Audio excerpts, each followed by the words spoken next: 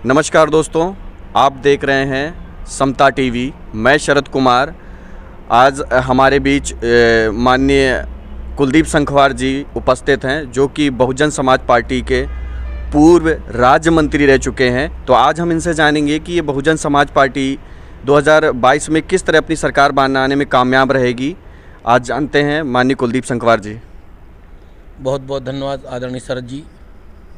मैं बताना चाहूँगा, जिस तरीके से माननीय बहन जी ने 2007 में पूर्ण बहुमत की सरकार बनाकर इस प्रदेश से गुंडा राज का खात्मा करने का काम किया था और प्रदेश में चिकित्सा और शिक्षा, जिसे मूल रूप से सभी वर्गों से ताल्लुक़ रखता है, इसको आगे बढ़ाने का काम किया था। और आज संपूर्ण उत्तर प्रदेश के सभी संवर्ग के लोग माननीय बहन जी के कार्यकाल को याद करके उनके साथ जुड़ने का काम कर रहे हैं। और निश्चित तौर पर माननीय बहन जी 2022 में सरकार बनाने का काम करेंगी।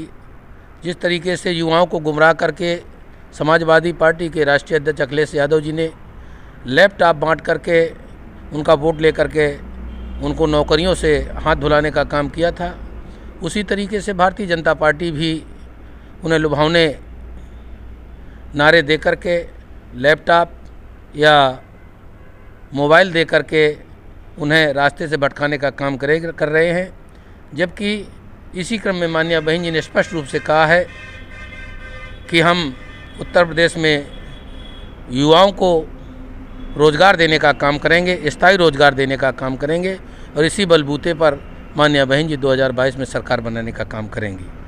सर, जिस तरह से मैं देख रहा हूँ कि अखिलेश यादव जी ने आगामी 2012 के चुनाव में उन्होंने बच्चों को लैपटॉप बांटे। अब यहाँ तक कि माननीय योगी आदित्यनाथ जी बोल रहे हैं कि हम बच्चों को टैबलेट, स्मार्टफोन दे रहे हैं जिनकी कीमत 30,000 से लेकर 1 लाख रुपए तक है। और माननीय प्रियंका गांधी, जो कांग्रेस की अध्यक्ष हैं, उन्होंने बोला है कि हम बच्चों को, यानी कि लड़कियों को, स्कूटी देंगे। तो क्या इस तरह के ऑफ़र से क्या जनता उनकी तरफ जा सकती है कि जनता मतलब इस तरह का ऑफ़र देख के क्या उनको वोट दे सकती है? तो उनको बहुजन समाज पार्टी की तरफ, या कह सकते हैं कि बसपा की तरफ, किस तरह से बहन जी उनको मोटिवेट कर रही हैं, मतलब उनको समझा रहे हैं, कैसे होगा ये?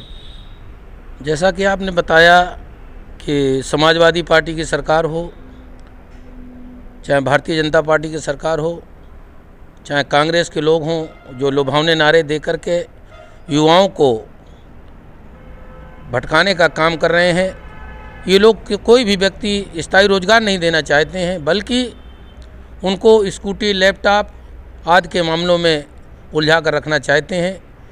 युवाओं की मूल समस्या है बेरोजगारी, उसे दूर करने का काम अगर करेंगी तो सिर्फ माननीय बहन जी कर सकती हैं। उन्होंने अपने कार्यकाल में संपूर्ण उत्तर प्रदेश में कई लाख लोगों को नौकरियां देने का काम किया। वो कभी भी इस पर विश्वास नहीं करती हैं।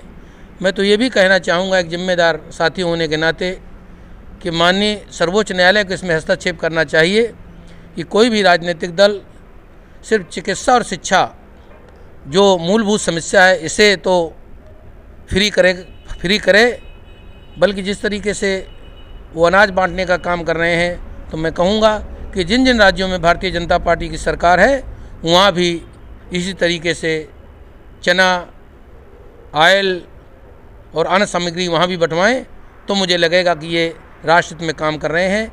नहीं तो चुनावी स्टैंड देख करके उत्तर प्रदेश में ये उसी तरीके से, जिस तरीके के जियो के लोगों ने फ्री रिचार्ज कराने का काम किया और आज सबसे ज़्यादा महंगाई हुई है, और ये चुनाव का फंडा है। चुनाव को देखते हुए भारतीय जनता पार्टी ऐसा कर रही है, जिसकी मैं घोर निंदा करता हूँ। सर, जिस तरह से प्राइवेटाइजेशन हो रहा है, आप रेलवे से ले लीजिए, रेलवे को प्राइवेट किया जा रहा है, यहाँ तक कि रेलवे ट्रैक को प्राइवेट किया जा रहा है। तो माननीय योगी आदित्यनाथ और केंद्र सरकार ये कह रही कि हम स्टूडेंट्स को, बेरोज़गार को रोज़गार देने के लिए क्या प्रयास कर रहे हैं। तो ये सर कैसा मतलब प्राइवेटाइजेशन होगा, रोज़गार ख़त्म कर रहे हैं? आप देख लीजिए, LIC से BSNL से लेके जो भी चीज़ें हैं सरकारी थी, वो प्राइवेट हो रही। तो इससे क्या मतलब बेरोज़गारों को क्या लाभ हो? देखिए, इससे जो बेरोज़गारी और बढ़ रही है, और उस बेरोज़गारी का सीधा फंडा ये है कि जिस चीज़ का प्राइवेटाइजेशन होगा, जब प्राइवेटीकरण होगा, तो निश्चित तौर पर उसमें आरक्षण के साथ कुठाराघात होगा, और ये आरक्षण को ख़त्म करने की एक साजिश है, जिसमें SC ST OBC माइनॉरिटीज़ के लोगों को धोखा देने का काम करने जा रही है सरकार। इसकी मैं घोर निंदा करता हूँ। मैं चाहता हूँ कि अगर इस देश के तमाम संस्थाएं जो नुकसान में थीं तो उन्होंने व्यापारियों ने ख़रीदा क्यों? अगर वो लाभ में थी तो सरकार ने उन्हें बेचा क्यों? इस पर विचार करने की आवश्यकता है। युवाओं को इसके चक्कर में नहीं पड़ना चाहिए। अगर स्थायी रोजगार चाहते हैं तो निश्चित तौर पर निष्पक्षता से, जिस तरीके से माननीय बहन जी ने, चाहे पुलिस की हो चाहे अन्य भर्तियों में कभी कोई धोखाधड़ी नहीं हुई है, लेकिन जब से माननीय योगी आदित्यनाथ जी की सरकार आई है तब से एक भी पेपर ऐसा न हुआ है जिसे आउट ना हुआ हो, कोई भी स्वच्छ और साफ़ सुथरी भर्ती नहीं हुई है। सब्सक्राइब करें आपके अपने चैनल समता आवाज़ टीवी को, बेल आइकन दबाना ना भूलें सबसे पहले हमारी वीडियो देखने के लिए।